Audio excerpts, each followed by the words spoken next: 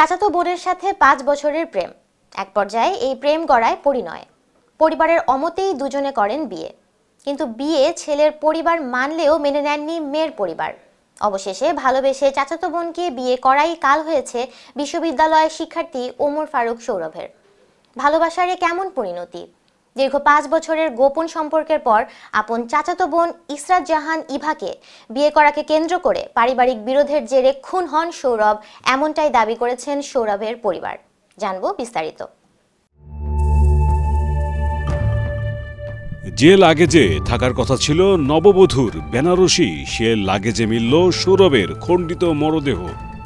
পরিবারের অভিযোগ, চাচাতো বোন ইসরাত জাহান ইভাকে বিয়ে করার ক্ষোভে চাচার হাতে প্রাণ গেছে সৌরভের। ময়মনসিংহ সদর উপজেলার সুতিয়া নদীর মনতলা সেতুর নিচে পাওয়া যায় বিশ্ববিদ্যালয় ছাত্র ওমর ফারুক সৌরভের খণ্ডিত লাশ। ঘটনার তদন্ত শুরু করেছে পুলিশ। ঘটনার পেছনে সৌরভের আপন চাচা ও ইভার বাবা অবসরপ্রাপ্ত সেনা সদস্য ইলিয়াস আলী আকন্দ জড়িত বলে অভিযোগ করেছে নিহতের পরিবার।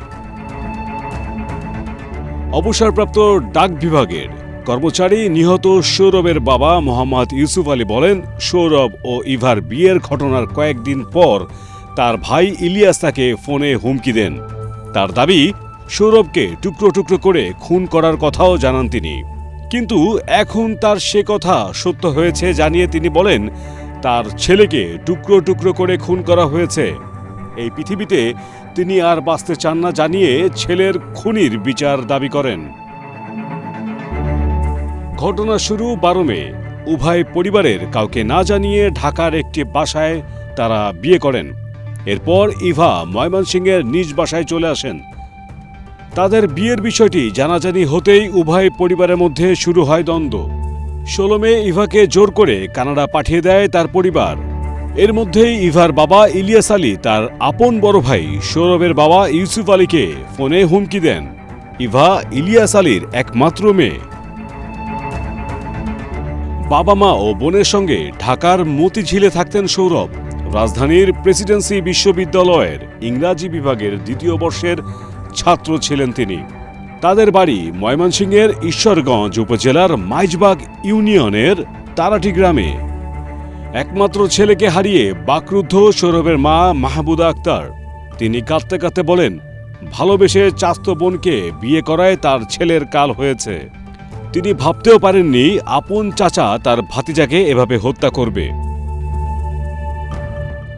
2 জুন সুতিয়া নদী থেকে সৌরভের লাশ উদ্ধার করা হয়। তার পাশেই রক্তে ভেজা বালিশ, জানালার পর্দা, কাঁথা, স্কচ টেপ, গ্লাভস সহ বেশ কিছু আলামত পাওয়া গেছে, যা বিশ্লেষণ করে পুলিশ প্রাথমিকভাবে ধারণা করছে সৌরভকে হত্যার পর খুনি ধারালো যন্ত্র দিয়ে তার মরদেহ টুকরো টুকরো করে। লাশের পরিচয় যেন শনাক্ত করতে না পারে সেজন্য মাথা বিচ্ছিন্ন করে সেটা আলাদাভাবে গুমের চেষ্টা করা হয়। এছাড়া পরিচয় লুকাতে খুনি লাশের 2 হাতের আঙ্গুলের চামড়া তুলে ফেলেছিল। এ বিষয়ে কোতোয়ালি মডেল থানার ভারপ্রাপ্ত কর্মকর্তা মোহাম্মদ মাইনুদ্দিন বলেন, নিহতের ময়নাতদন্ত করা হয়েছে। ঘটনার রহস্য উদ্ঘাটনে তদন্ত চলমান বলেও জানান তিনি। এরই মধ্যে গ্রেফতার করা হয়েছে মূল পরিকল্পনাকারী চাচা ইলিয়াস আলী, তার শ্যালক ড্রাইভারকে।